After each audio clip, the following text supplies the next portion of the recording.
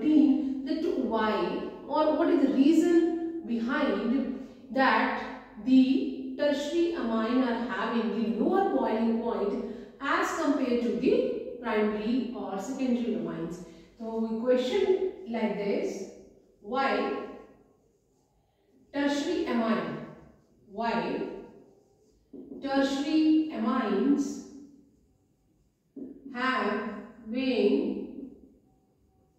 lower boiling point, lower boiling point as compared to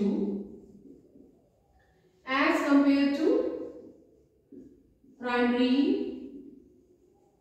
and secondary amine and secondary amines. So what is the reason behind it? So reason is this: if we are draw the structure of tertiary amine में जो structure है, it is like that.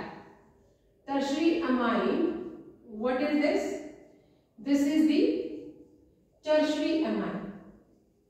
This is tertiary amine where ये हम solution लिख रहे हैं, where no hydrogen is present. इसमें कोई भी हाइड्रोजन प्रेजेंट नहीं है.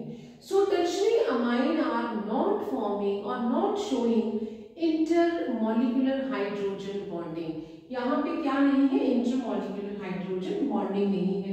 So no intermolecular hydrogen bonding. No intermolecular hydrogen bonding available, ये यहाँ पे अवेलेबल नहीं है. और इंटरमॉलिक्यूलर जो हाइड्रोजन बॉन्डिंग है, that is between the nitrogen of one molecule and hydrogen of the other molecule. So अगर हम बात करें, दैट इज दी ये प्राइमरी अमाइन है और एक प्राइमरी अमाइन का जो मॉलिक्यूल है उसका नाइट्रोजन लेंगे, दूसरे का हाइड्रोजन. तो यहाँ पे हम बात करेंगे ये इस तरह से, हमने दो एमाइन बनाए, दो एमाइन मॉलिक्यूल के बीच में एक मॉलिक्यूल का नाइट्रोजन लेना है, दूसरे का हाइड्रोजन, और जो बॉन्डिंग बनती है उसे हम कहते हैं इंटरमॉलिक्यूलर हाइड्रोजन बॉन्डिंग, जो कि टर्शियरी अमाइन में अवेलेबल नहीं है. तो let's see that for this is the tertiary amine. ये क्या है? टर्शियरी अमाइन है. एंड for secondary amine देखें, secondary amine है, then we are having this nitrogen for secondary amine. ये secondary amine मैंने लिख दिया है. ये नाइट्रोजन है और नाइट्रोजन के साथ एक R और दूसरा R लगा है और एक हाइड्रोजन लगा है. ये सेकेंडरी अमाइन है. इसी तरह से हम दूसरा सेकेंडरी अमाइन का मॉलिक्यूल बना लेंगे. ये हमने दूसरा यहाँ पे हम R बनाते हैं क्योंकि हमने आगे बॉन्डिंग शो करनी है. ये मैंने दूसरा जो हमारा सेकेंडरी अमाइन उसका मॉलिक्यूल बना लिया है. अब हाइड्रोजन एक मॉलिक्यूल का लेना है और दूसरे मॉलिक्यूल का नाइट्रोजन लेना है, जो कि मैंने डॉट के साथ शो किया है. दिस इज नोन एज, इसे हम क्या कहते हैं? दिस इज व्हाट, इसे हम क्या कहेंगे?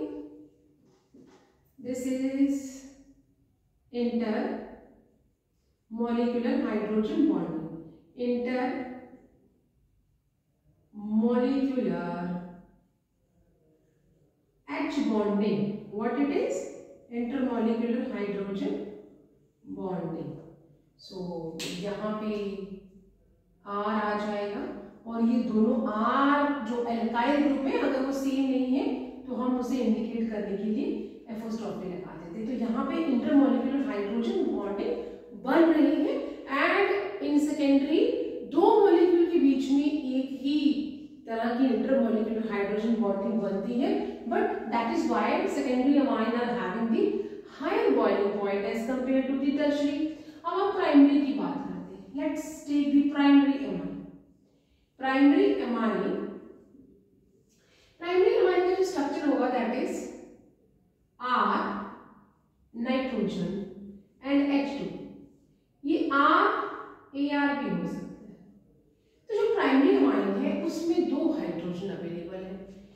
एज ए सेड, जो इंटरमॉलिक्यूलर हाइड्रोजन या H बॉन्डिंग है, that is the hydrogen of one molecule and nitrogen of other molecule. तो हम यहाँ पे क्या करेंगे, ये हमने क्या बना दिया है, that is this what primary amine. इसी तरह से हम दूसरा प्राइमरी अमाइन बनाएंगे, ये मैंने दूसरा प्राइमरी अमाइन बना दिया है। इसी तरह से हम तीसरा प्राइमरी अमाइन बना लेते हैं। सो वी आर हैविंग, मैं अलग अलग मॉलिक्यूल अभी तक प्राइमरी अमाइन बनाती जा रही हूँ। हम चाहें तो ये वाला जो हाइड्रोजन है, कि आपको ऐसा लगे कि वो अलग से बना दिया, हम यहाँ पे भी इसको इस तरह सेम पैटर्न हम रख सकते हैं। नाउ इंटरमॉलिक्यूलर हाइड्रोजन बॉन्डिंग, तो यहाँ पे इंटरमॉलिक्यूलर हाइड्रोजन बॉन्डिंग जो है वो एक मॉलिक्यूल का हाइड्रोजन लेना है, दूसरे मॉलिक्यूल का नाइट्रोजन लेना है। तो यहाँ जो मैंने डॉट के साथ, एक तो मैंने जो लाइन है that is the bond between the molecule, उसके अपने बॉन्ड है। ये जो डॉट के साथ मैंने शो किया है that is between the two molecule and what it is intermolecular, दो के बीच में है, अलग अलग मॉलिक्यूल के बीच में, that is inter molecular hydrogen intermolecular H bonding. और इसी तरह से जो हाइड्रोजन रह गए हैं वो दूसरे मॉलिक्यूल के साथ बना सकते हैं, जो मैंने भी हाइड्रोजन छोड़ दिए हैं, दे कैन मेक एक और हाइड्रोजन बॉन्डिंग वहां पे बन सकती है।